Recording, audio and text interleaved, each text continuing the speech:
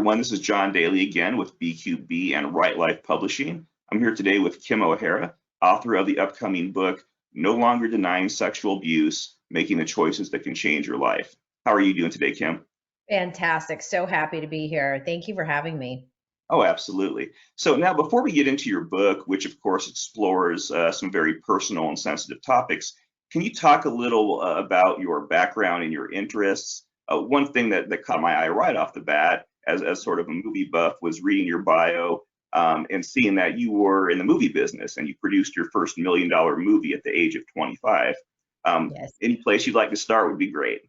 Sure. Well, 25 years ago, $1 million was worth a lot more, but it was still low budget, for that industry.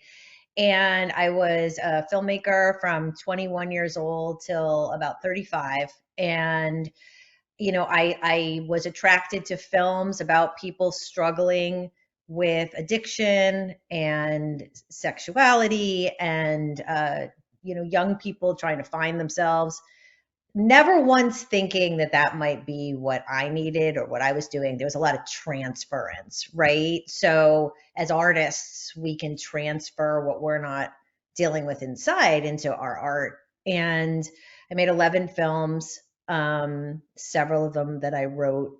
And it was just a wonderful, wonderful experience being in the film business. But I always loved books as well. So I was always trying to get books onto the screen. I have a great story about how I found Annie Proulx's short story Brokeback Mountain, and at the time we were faxing and faxed the publisher. I think it was like Penguin or something, and it just sent a fax. I'm like, I would like to make Brokeback Mountain into a movie, and they're like, oh, someone just optioned it, and of course, it went on to win an Oscar.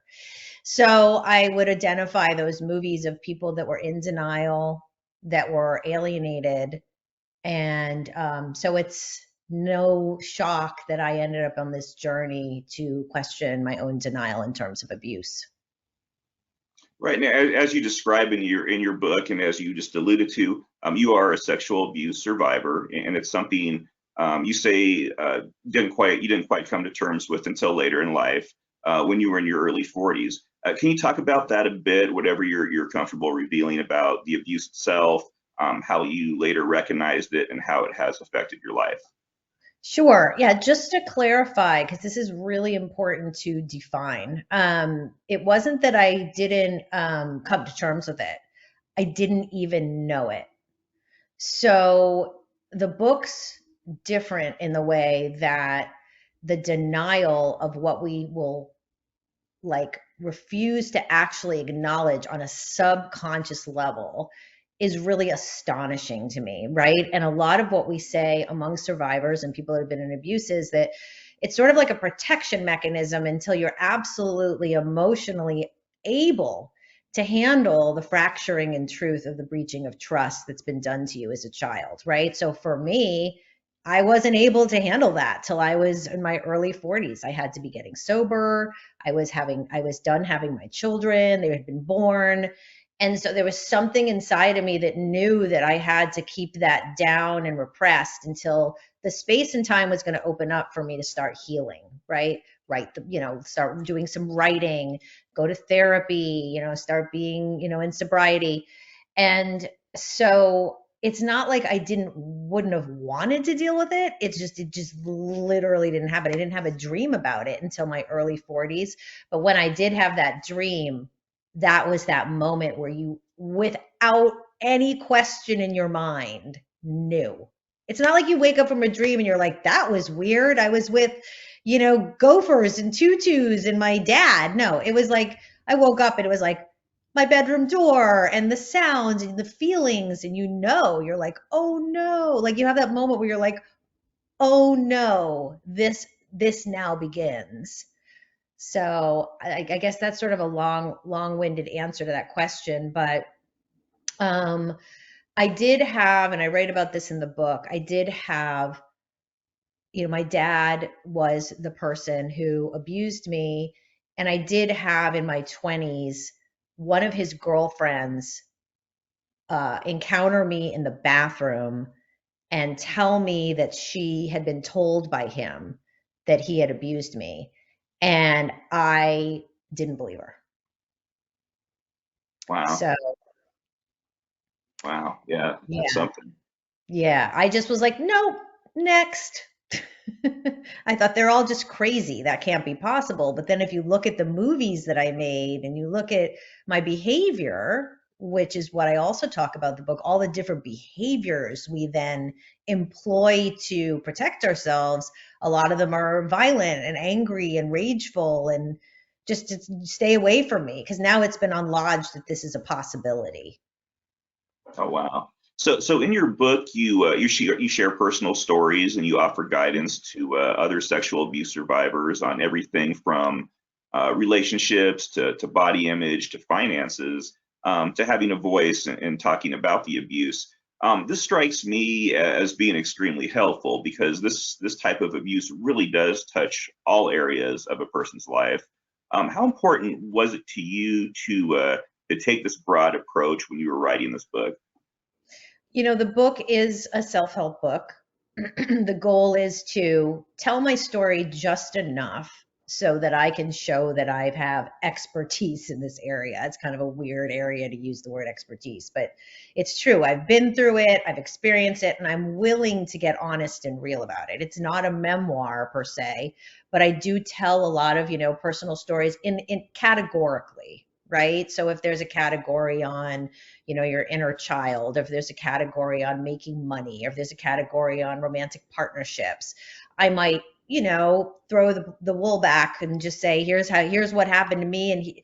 But give really tangible advice on what I sought for relief, also what other people in the community that I've seen have given relief, and also great websites or organizations that are offering solutions. Because the one thing is, when you are in the middle of something like panic attacks, for example, or you're having flashbacks, the overwhelm of that emotionally and physically is so much. Like, the last thing you want to do is start doing like some kind of Google search, and start, like, because then you get everything under the sun, and then next thing you know, you think you're dying of 72 other things.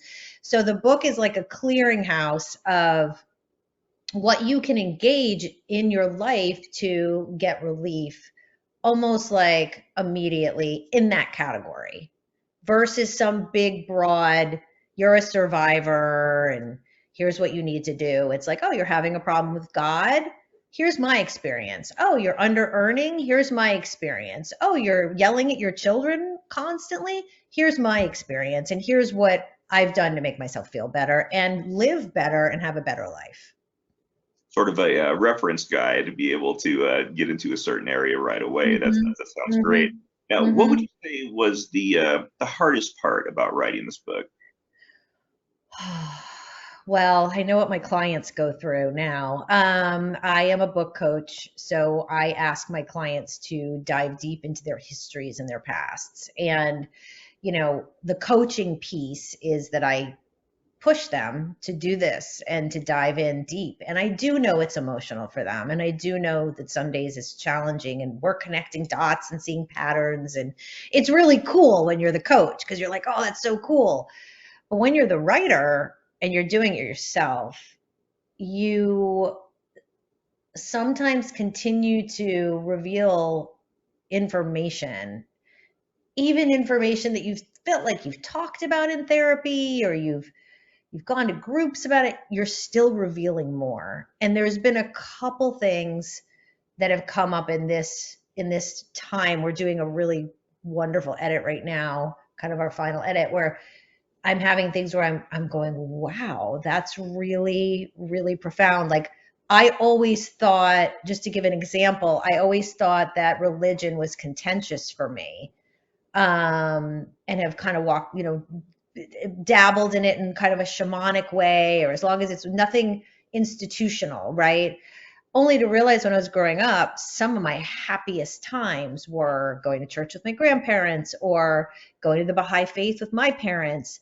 And it made me realize that there is opportunities for me to re-look back into some of those areas that I had aligned with the abuse that actually weren't part of the abuse at all. Like, I wasn't abused in the church. Like, and I want to be there for all the people that have, but like for me, that means I can go into a church environment and I can be a survivor that brings hope versus staying away from it because I think it's aligned to it when it's not part of my story.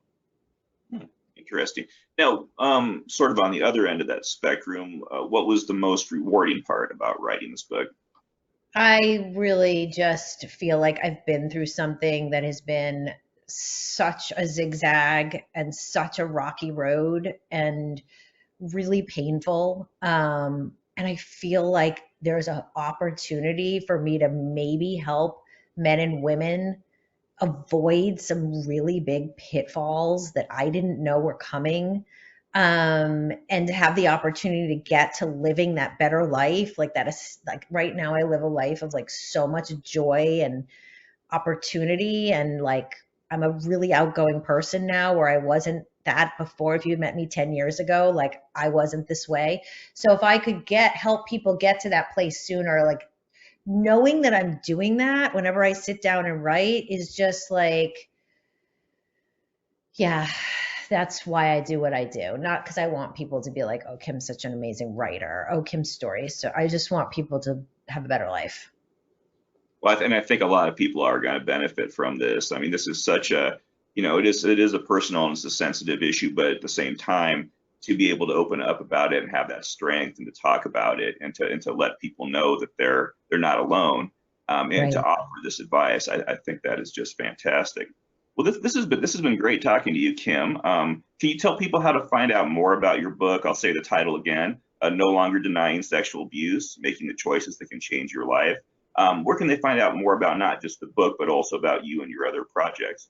Yeah, so I have a website. It's kimoharabooks.com, and there's publications that I've been published in on other books that I'm writing because I'm currently writing two other books.